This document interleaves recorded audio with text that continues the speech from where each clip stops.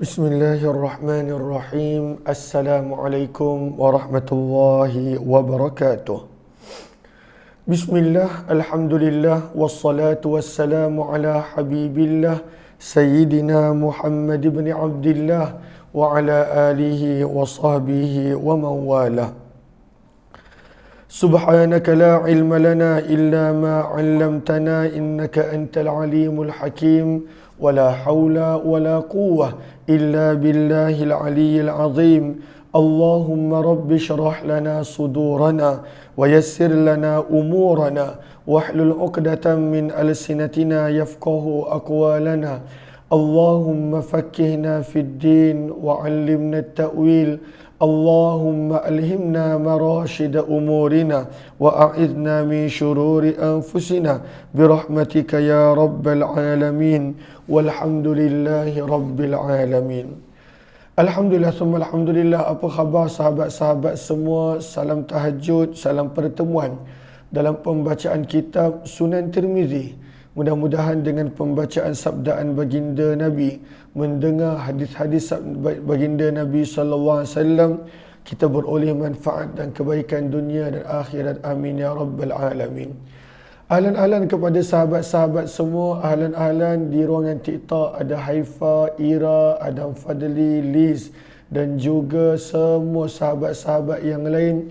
Di ruangan FB pula ahlan-ahlan Sahnizan, Hafsah, Ayu Hafiz, Ruslina Ayub, Salma Osman, Habibah Suib, kemudian Fatimah Samsuddin, Muhammad Faiz, Siti Nur Majid, Hafsah Abdul Muttalib, jazakumullah khairah, terima kasih. Dan juga semua sahabat-sahabat yang lain, Cik Hatiyah Syafi'i dan juga semua sahabat-sahabat yang lain. InsyaAllah sebelum kita membaca hadis-hadis daripada Jami' Tirmizi, Sunan Tirmizi, apa kata kita perbetulkan dahulu niat kita. Moga-moga apa jua yang kita lakukan adalah kerana Allah Subhanahu wa ta'ala.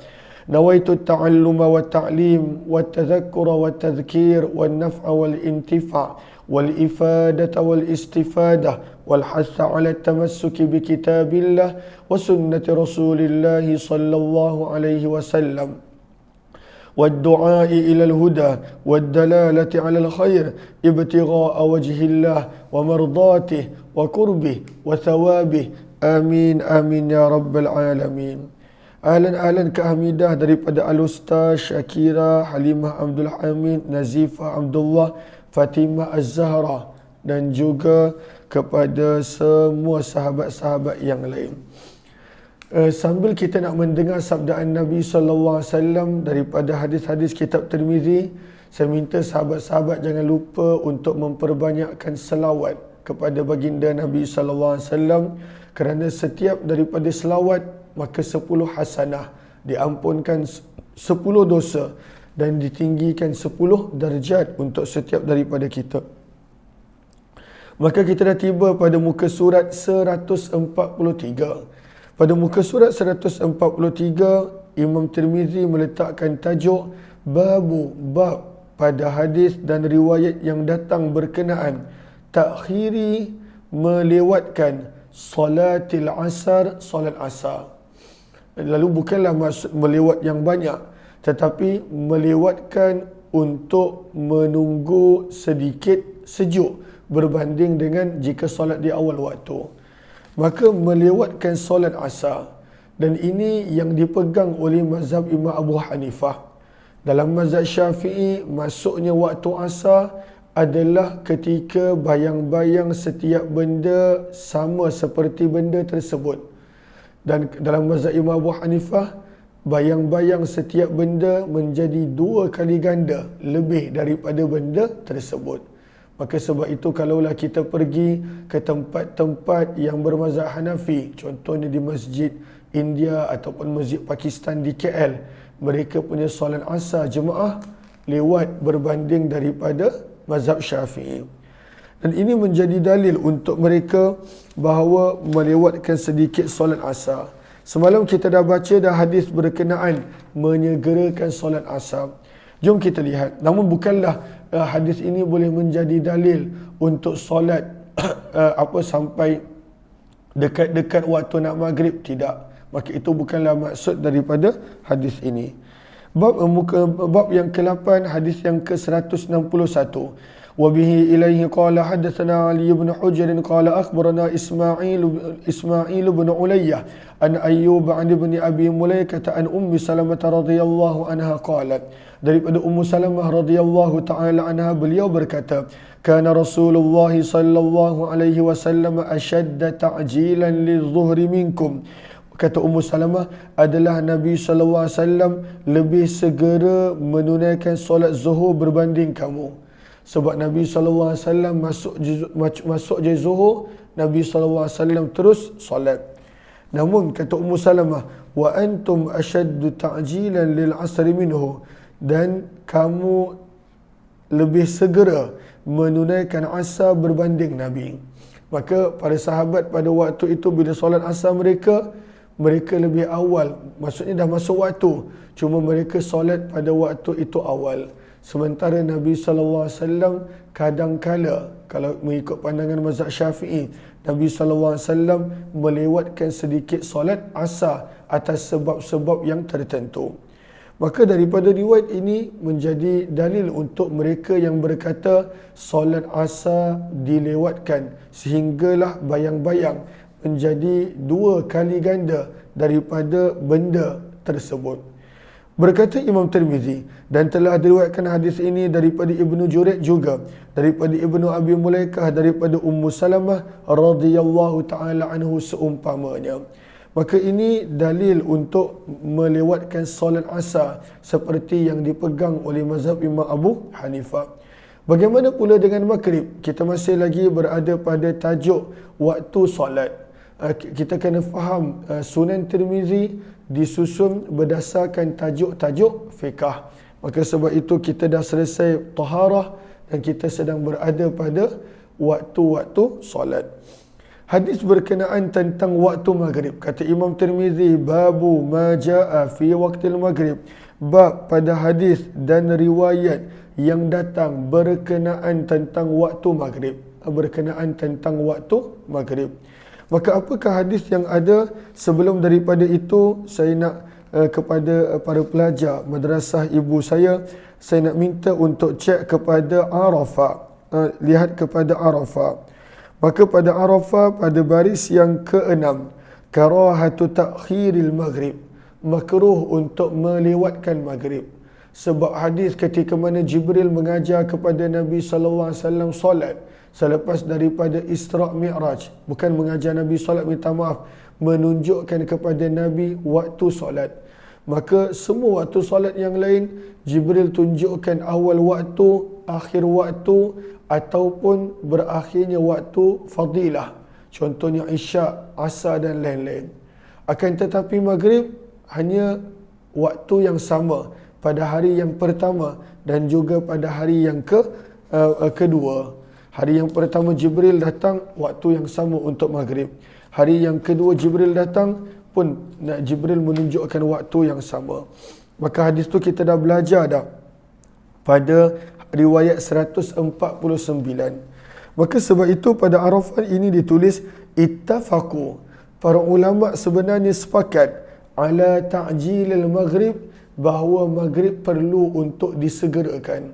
Masuk je waktu terus untuk solat, selain daripada jika ada keperluan untuk solat seperti berwudu, hadas dan lain-lain. Maka para ulama sepakat bahawa maghrib perlu disegerakan, mesti disegerakan, dan pada waktu itu dia tidak ada perbezaan pendapat macam solat-solat yang lain. Riwayat yang ke-162. Wa bihi ilaihi qala hadatsana Qutaibah qala hadatsana Hatim bin Ismail an Yazid bin Abi Ubaid an Salamah bin al-Aqwa radhiyallahu anhu. Salamah bin Aqwa antara sahabat yang pada waktu itu mempunyai kelebihan yang tersendiri. Beliau adalah antara sahabat yang ada kelebihan berlari laju, sahabat yang pandai memanah radhiyallahu anhu. Kata Salamah radhiyallahu anhu, kana Rasulullah sallallahu alaihi wasallam, adalah Nabi sallallahu alaihi wasallam, yusalli al-maghrib, mengerjakan solat fardu maghrib, idza gharabatis syamsu, apabila terbenam sahaja matahari, wa tawarat, dan tersembunyi matahari, bil hijab, di sebalik tabir. Maksudnya dah tak nampak. Tak nampak je matahari, maksudnya terbenam dia keseluruhan bulatan matahari, maka Nabi SAW menunaikan solat fardu maghrib.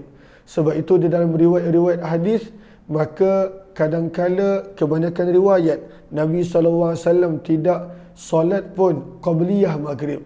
Yang ada menyebut tentang qabliyah maghrib adalah perbuatan para sahabat radhiyallahu anhum. Nabi menyegerakan solat fardu maghrib. Maka di sini perkataan gharaba dan tawarat, maka kepada para pelajar boleh cek qawata. Maka qawata bermaksud, minta maaf, sahara. Kepada sahara bermaksud huma bimaknan, kedua-duanya maknanya sama.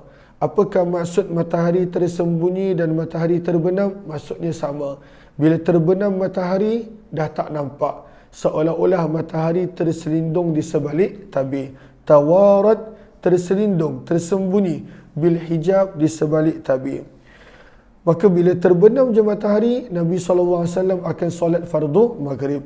Kata Imam Tirmizi, di dalam bab ini ada hadis yang lebih kurang sama daripada Jabir bin Abdullah, Zaid bin Khalid, Anas bin Malik, Rafi' bin Khadij, Abu Ayyub Al-Ansari, Ummu Habibah, Ramlah binti Abi Sufyan, Abbas bin Abdul Muttalib, dan hadis Abbas yang kita baca tadi, dan hadis Abdullah dan hadis Abbas qad ruwiya, telah diriwayatkan daripada Abbas secara mauquf, dan itu yang sahih. Lalu bila kita lihat kepada hadis Abbas berkenaan tentang solat maghrib Nabi, maka kata Imam Tirmizi yang lebih sahih hadis tersebut adalah mauquf, bukannya marfu'. Marfu' maksudnya sampai kepada Nabi SAW. Mauquf terhenti kepada para sahabat. Berkata Imam Tirmizi, hadis Salamah bin Aqwa yang kita baru baca tadi adalah hadis yang hasan sahih, dan inilah pandangan majoriti ahli ilmu daripada kalangan sahabat Nabi dan orang-orang selepas mereka daripada tabi'in. Ikhtaru, mereka memilih ta'jila, untuk menyegerakan solat fardu maghrib, wa karihu, dan mereka tidak menyukai takhiraha, melewatkan solat fardu maghrib, walaupun waktu dia berakhir bila masuk isyak. Ada lebih kurang sejam 15 minit sekitar tersebut untuk waktu maghrib. Tetapi semua para ulama memilih untuk menyegerakan solat fardu maghrib. Jangan dilewatkan solat fardu maghrib. Hatta sehingga berkata sebahagian ahli ilmu, laisa li salatil maghribi illa waqtun wahid. Tiadalah untuk solat fardu maghrib kecuali hanya satu waktu, iaitu awal waktu. Wazahabu, dan mereka pergi kepada hadis Nabi SAW di mana Nabi SAW solat bersama dengan Jibril ketika mana Jibril nak menunjukkan bilakah waktu solat. Dan inilah pandangan Abdullah bin Mubarak dan Imam Syafi'i rahimahullah. Bab yang ke-10, bab berkenaan tentang waktu solat Isyak. Babu ma ja'a, bab pada hadis dan riwayat yang datang berkenaan solat Isyak al-akhirah. Kenapa di dalam hadis dan orang Arab menyebut Isyak al-akhirah, Isyak yang terakhir? Kerana orang Arab pada waktu itu memanggil maghrib juga sebagai Isyak. Mereka memanggil maghrib juga sebagai Isyak. Maka pada waktu itu nak membezakan antara maghrib dan Isyak, maka untuk Isyak disebut Isyak al-akhirah, Isyak yang terakhir. Riwayat 163 berkenaan tentang solat fardu Isyak. Lalu riwayat ini menerangkan yang Nabi SAW solat Isyak lambat, dan memang pada kebanyakan waktu Nabi SAW solat Isyak lambat. Dan Nabi pun pernah bersabda, Nabi suka untuk Isyak disolatkan ketika mana 1/3 malam. 1/3 malam barulah menunaikan solat fardu Isyak. Wabi ilaihi qala haddatsana, hadis 163. Wabi ilaihi qala haddatsana Muhammad bin Abdul Malik bin Abi Syawarib qala haddatsana Abu Awanata. Abu Awanah ini nanti Imam Tirmizi akan berkata tentang sanad beliau. Qala haddatsana Abu Awanah an Abi Bishr an Bashir bin Thabit an Habib bin Salim an Nu'man bin Bashir qala ana a'lamun nas. Siapakah Nu'man bin Bashir? Kita lihat kepada Sahara, kepada para pelajar. Nu'man bin Bashir adalah min sigharis sahabah, antara sahabat muda pada waktu kehidupan Nabi sallallahu alaihi wasallam. Qalilur riwayah, riwayatnya tak banyak, lagi-lagi riwayat yang dia dapat dengar daripada Nabi sallallahu alaihi wasallam secara terus bila wasitah. Kebanyakan riwayat Nu'man bin Bashir dia dengar daripada sahabat Nabi yang lain, sebab usianya yang sangat muda ketika mana waktu Nabi sallallahu alaihi wasallam masih hidup. Nu'man bin Bashir. Maka kata Nu'man bin Bashir, ana a'lamun nasi biwaqti hadhihi salah. Aku adalah orang yang paling mengetahui tentang waktu solat ini, iaitu solat Isyak. Kenapa beliau menyebut beliaulah orang yang paling mahir? Kita boleh cek Sahara, kerana pada waktu itu mungkin pada waktu itu wala'alla wuqu' hadzal qaul, mungkin ketika mana Nu'man bin Bashir menyebut perkataan ini, pada waktu itu kebanyakan para sahabat dah meninggal dunia. Kebanyakan para sahabat dah meninggal dunia. Maka Nu'man bin Bashir berkata, aku adalah orang yang paling mengetahui tentang bilakah Nabi sallallahu alaihi wasallam solat fardu Isyak. Maka bilakah Nabi sallallahu alaihi wasallam solat? Pada kebanyakan waktu. Maka kata beliau, kana Rasulullah sallallahu alaihi wasallam, adalah Nabi sallallahu alaihi wasallam yusalliha, menunaikan solat fardu Isyak, li suqutil qamari, pada terbenamnya bulan, li thalithatin, pada malam yang ketiga, pada malam yang ketiga daripada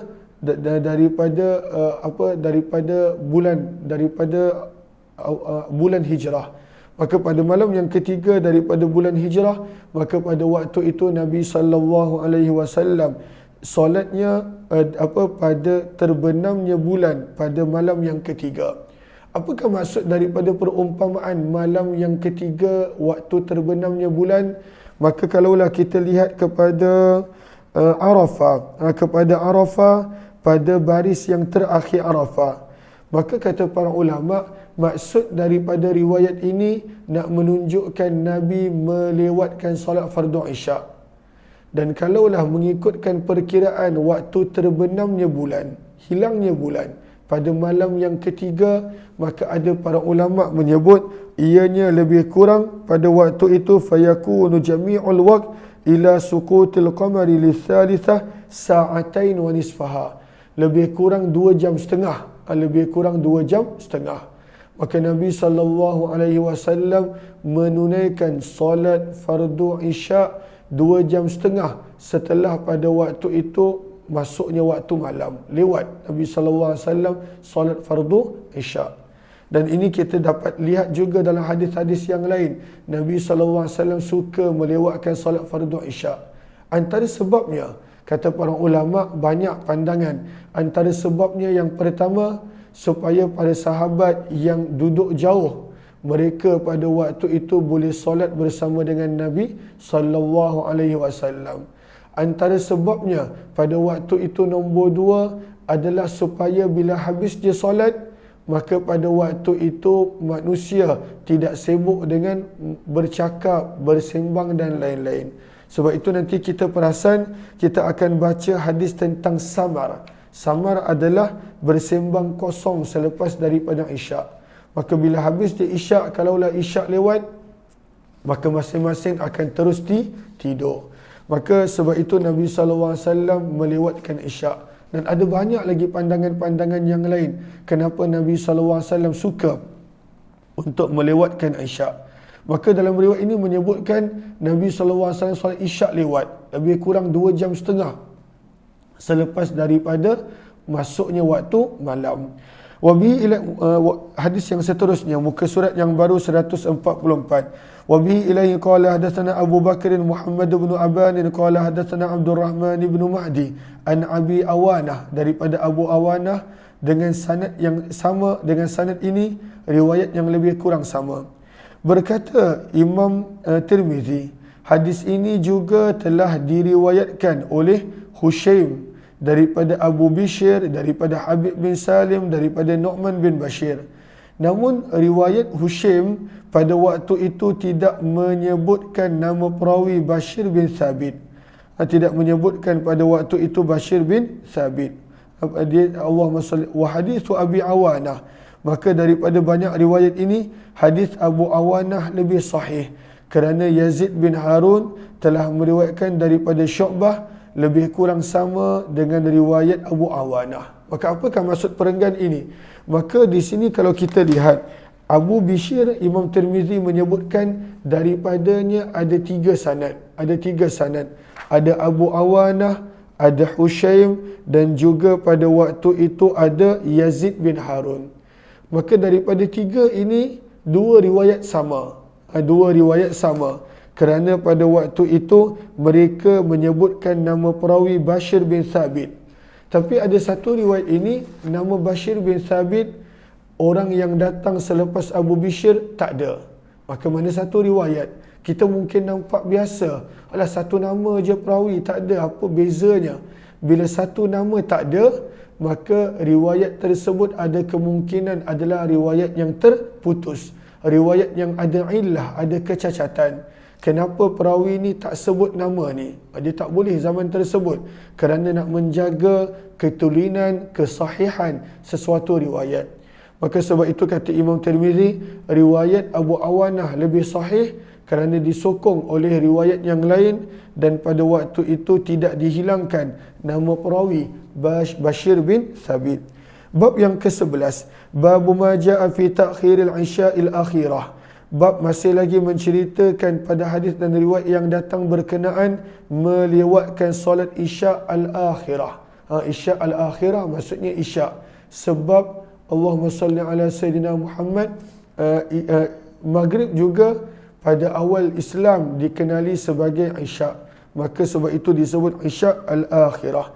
Riwayat 164. Wa bihi ilaihi qala hadatsana Hannadun qala hadatsana Abdatu an Ubaidillah bin Umar an Sa'id al-Makburi an Abi Hurairah radhiyallahu anhu qala, daripada Abu Hurairah radhiyallahu taala anhu beliau berkata, baginda Nabi sallallahu alaihi wasallam bersabda, laula an asyqa ala ummati, kalaulah tidak merisaukan membebankan umatku, la amartuhum, nescaya aku perintahkan mereka, ayyu akhiru, untuk melewatkan isya' kepada 1/3 malam ataupun separuh malam. Lalu dalam riwayat ini ada keraguan yang mana sama ada Nabi bersabda 1/3 ataupun separuh malam. Kebanyakan riwayat menyebut 1/3 malam. Maksudnya Nabi nakkan isya' tu solat lambat, sehinggalah pada waktu itu berlalunya 1/3 malam, barulah pada waktu itu solat isya', supaya lepas solat isya' boleh terus rehat, boleh terus tidur. Wa fil babi, di dalam bab ini ada juga hadis daripada Jabir bin Samurah, Jabir bin Abdullah, Abu Barzah, Abdullah bin Abbas, Abu Sa'id al-Khudri dan Zaid bin Khalid serta Abdullah bin Umar. Berkata Imam Tirmizi, hadis Abu Hurairah yang kita baru baca tadi adalah hadis hasan sahih, dan ianyalah pandangan yang disukai oleh majoriti ahli ilmu daripada kalangan para sahabat Nabi, para tabi'in. Ra'au, mereka berpandangan takhira sunnah untuk melewatkan solat isya', dan inilah pandangan Imam Ahmad bin Hanbal dan Ishaq bin Rahway. Cumanya dalam mazhab Syafi'i, Imam Syafi'i pada waktu itu menggalakkan solat di awal waktu. Cuma ada pandangan yang kedua dalam mazhab Syafi'i, isya' patut dilewatkan sehingga 1/3 malam berlalu. Namun zaman kita kebanyakannya kebiasaan adalah solat di awal waktu. Kalaulah nak solat setelah berlalunya 1/3 malam, mungkin pada waktu itu tidak ada yang datang, masing-masing solat dekat tempat lain dan sebagainya. Bab yang ke-12, bab pada hadis dan riwayat yang datang fi karahiyatin naumi qabla al-isya', makruh tidur sebelum isya'. Sebelum isya' makruh untuk tidur. Was-samari ba'daha, makruh bersembang kosong selepas isya'. Apakah maksud as-samar? Lihat kepada sahara. Samar maksudnya al-hadithu bil-lail, sembang kosong pada waktu malam dipanggil samar.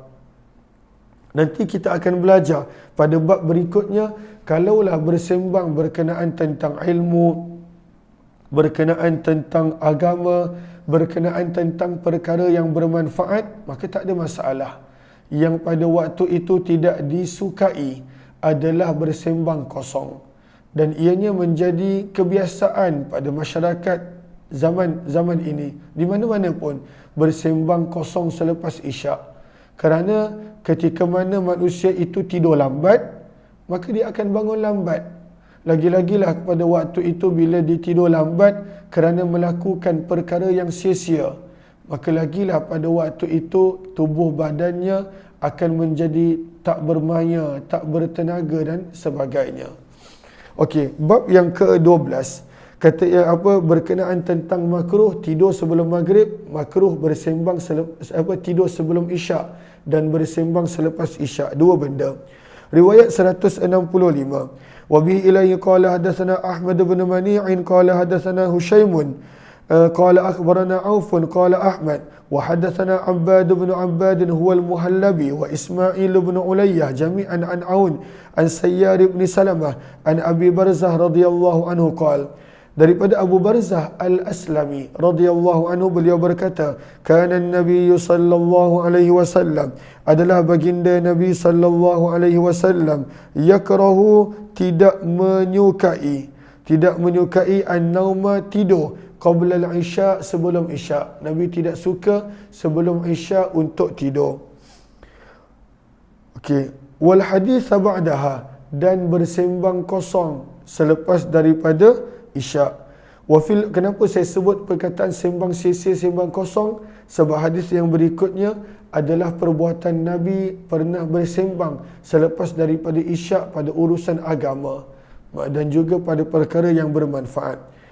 Maka kata Imam Tirmizi, di dalam bab ini ada hadis yang lebih kurang sama dengannya daripada Aisyah, Abdullah bin Mas'ud dan Anas bin Malik radhiyallahu anhu. Qala Abu Isa, berkata Imam Tirmizi, hadis Abu Barzah adalah hadis yang hasan sahih.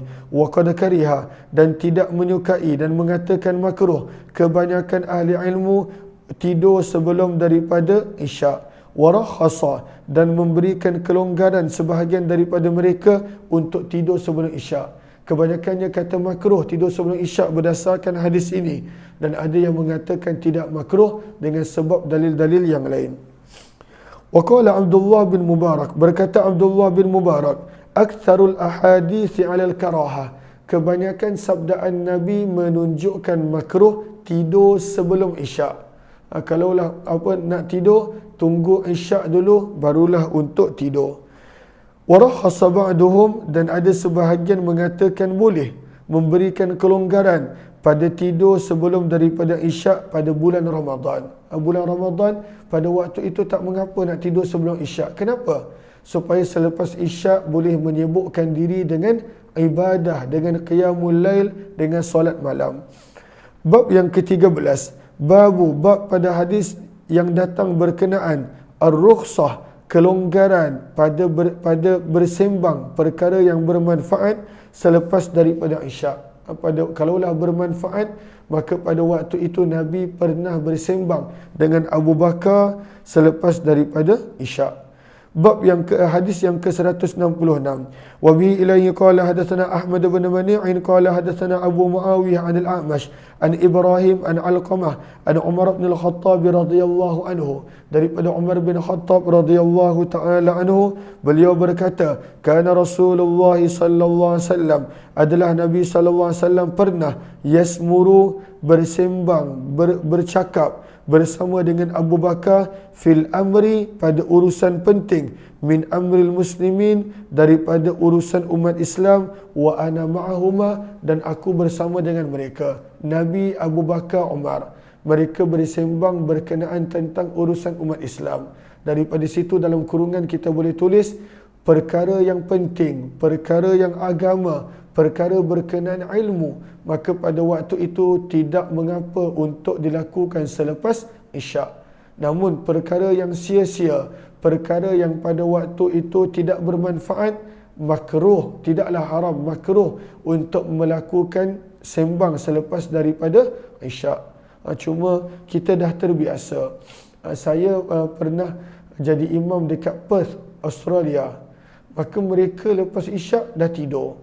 lepas isyak dah tidur. Kebanyakan, ada je yang tak tidur, tapi kebanyakan pada waktu itu yang kanak-kanak pun lepas isyak je tidur. Begitu juga sebahagian daripada yang dewasa, lepas isyak je pada waktu itu mereka terus tidur. Dan itu bagus sebenarnya. Bila tidur awal, maka mudah untuk bangun awal untuk solat dan lain-lain. Kita lepas isyak baru makan. Bila dah makan, bagaimana nak tidur? Perut dah kenyang dan lain-lain. Wafil babi, dan di dalam bab ini ada hadis dan riwayat juga yang lebih kurang sama makna daripada Abdullah bin Amr ibn Al-As, Aus bin Huzaifah, Imran bin Husain radhiyallahu anhum.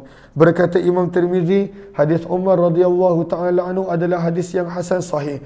Wa qad rawa hadzal haditha, dan telah meriwayatkan hadis ini Hasan bin Ubaidullah daripada Ibrahim daripada Alqamah daripada seorang lelaki daripada kabilah Ju'fi yang dipanggil Qais ataupun Ibnu Qais daripada Umar bin Khattab daripada Nabi sallallahu alaihi wasallam, hadis yang sama pada kisah yang panjang. Maka sebenarnya pada hadis ini ada kisah yang panjang. Wa qad ikhtalafa, dan telah berbeza pendapat ahli ilmu daripada kalangan para sahabat Nabi, para tabi'in dan orang-orang selepas daripada mereka berkenaan bersembang selepas daripada menunaikan solat fardu isyak. Fakariha, maka mengatakan makruh sekelompok daripada mereka untuk bersembang selepas daripada solat isyak. Warakhasa, dan mengatakan boleh sebahagian daripada para ulama iza, apabila kana bersembang ataupun bercakap tersebut fi ma'nal ilmi, berkenaan tentang perkara-perkara keilmuan, wa ma la budda minhu, ataupun perkara yang tidak mesti dikongsikan berkenaan tentang kepentingan umat Islam. Wa aktsarul hadis, kata Imam Tirmizi membuat keputusan, kebanyakan daripada riwayat mengatakan boleh untuk bersembang selepas daripada isyak, walaupun ada hadis yang mengatakan makruh. Wa qad urwiya, dan telah diriwayatkan daripada Nabi sallallahu alaihi wasallam di mana Nabi bersabda, la samara, tidak boleh untuk bersembang pada waktu malam, illa li musallin, kecuali untuk orang yang nak tunggu solat. Musallin ai muntaziris solah, orang yang nak tunggu solat. Au musafir, ataupun orang yang di dalam perjalanan, maka pada waktu itu tidak mengapa untuk bersembang dan lain-lain. Maka kata Imam Tirmizi, kebanyakan riwayat kata boleh bersembang, lagi-lagi pada perkara yang baik, perkara yang bermanfaat. Tapi kalaulah bersembang pada perkara yang sia-sia, sebaik-baiknya tinggalkan. Sebab kebanyakan masa kalau kita perasan daripada perkara yang sia-sialah, tanpa sedar masuk kepada dosa. Daripada perkara yang sia-sialah mengumpat. Ini contoh dalam bercakap, dalam bersembang dan lain-lain.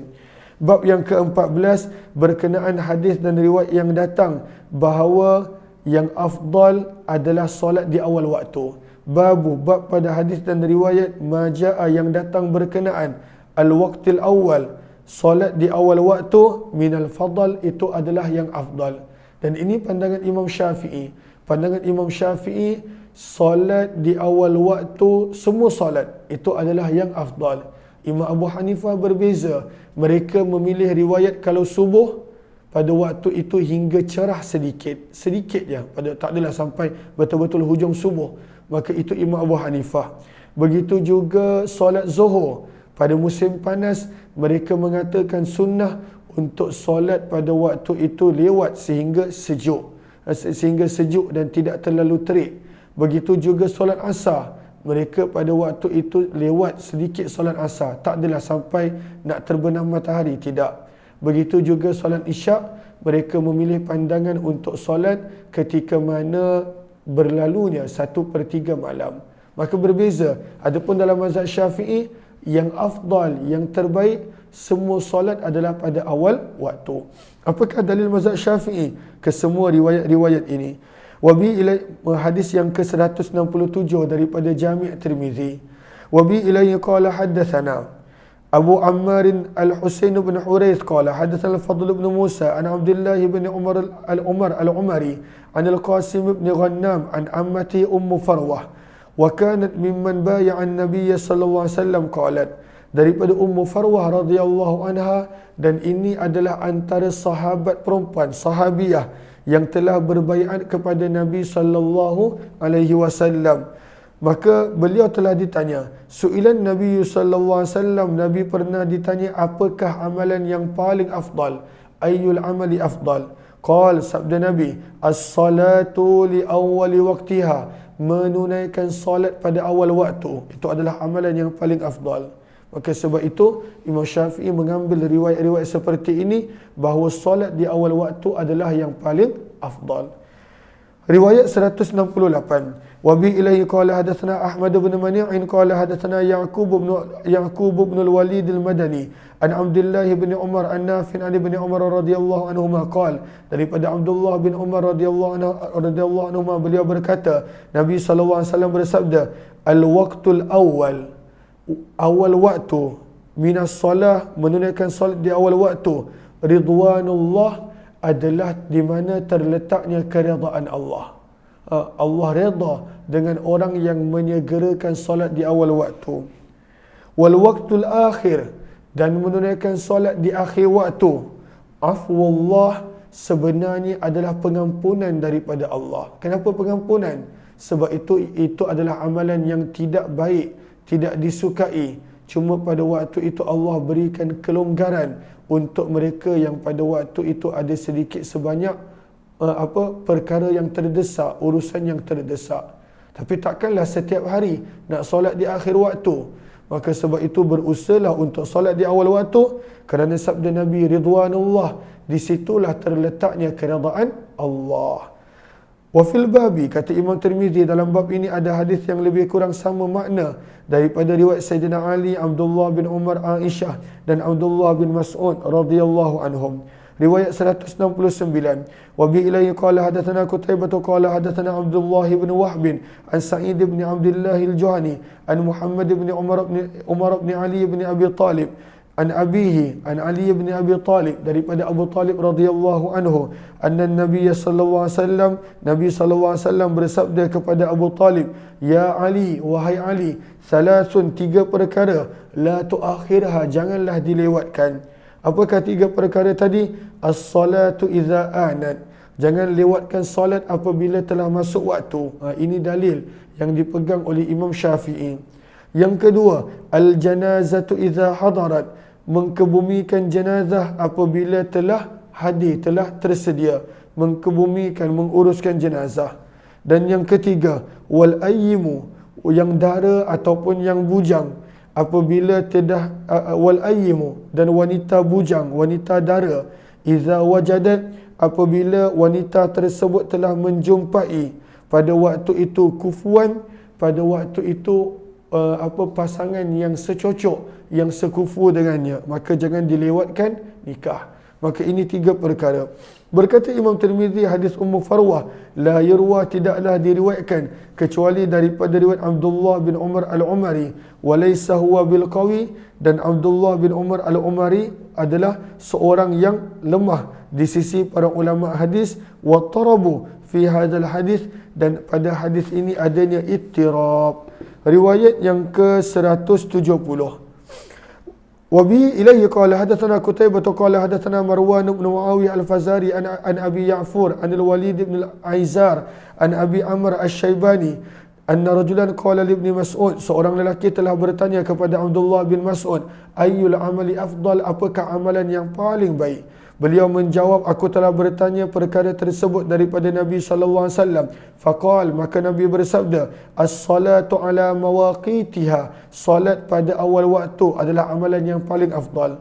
Qultu wa madza? Abdullah bin Mas'ud tanya lagi kepada Nabi, apakah amalan yang lain yang paling afdal? Maka sabda Nabi, wa birrul walidain, berbakti kepada kedua ibu bapa.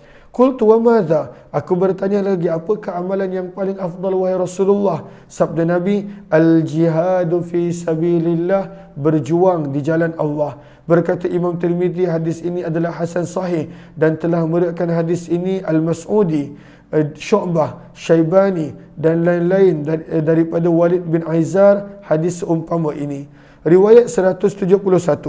Wa bi ilaihi qala hadatsana Qutaibah qala hadatsana Laits an Khalid bin Yazid an Sa'id bin Abi Hilal an Ishaq bin Umar an Aisyah radhiyallahu anha, daripada Ummul Mukminin Aisyah radhiyallahu anha, beliau berkata, ma shalla, tidaklah pernah Nabi sallallahu alaihi wasallam menunaikan solat pada waktunya yang terakhir sebanyak 2 kali sehinggalah baginda Nabi sallallahu alaihi wasallam wafat. Nak menunjukkan Nabi akan solat pada awal waktu. Maka ini adalah riwayat 171. Walaupun sebenarnya Nabi pernah solat beberapa solat di akhir waktu, tetapi pada waktu itu ada sebab-sebab yang terdesak, bukan sengaja. Contohnya ketika mana Jibril menunjukkan kepada Nabi tentang bilakah waktu solat, maka di situ Nabi pernah solat di akhir waktu ataupun pada penghujung waktu. Riwayat yang kita dah belajar dah pada riwayat yang ke-149. Begitu juga Nabi SAW pernah solat di akhir waktu, di hujung-hujung waktu, ketika mana kita dah baca hadisnya, ada seorang sahabat bertanya kepada Nabi tentang bilakah waktu solat. Maka Nabi SAW pada waktu itu suruh sahabat ini tinggal bersama dengan Nabi SAW, dan kita telah baca hadis ini pada riwayat 152. Begitu juga Nabi SAW pernah pada waktu itu terpaksa mengqadakan solat ketika mana di dalam peperang Khandaq pada waktu perang yang dahsyat, dan juga ada beberapa peristiwa lagi. Namun secara sengaja, maka Nabi SAW tidak pernah menunaikan solat pada penghujung waktu. Kita berhenti di sini. InsyaAllah kita sambung lagi. Kita jumpa dalam Hayati Quran jam 8.30 pagi insyaAllah. Wabillahi taufiq wal hidayah. Assalamualaikum warahmatullahi wabarakatuh. Terima kasih.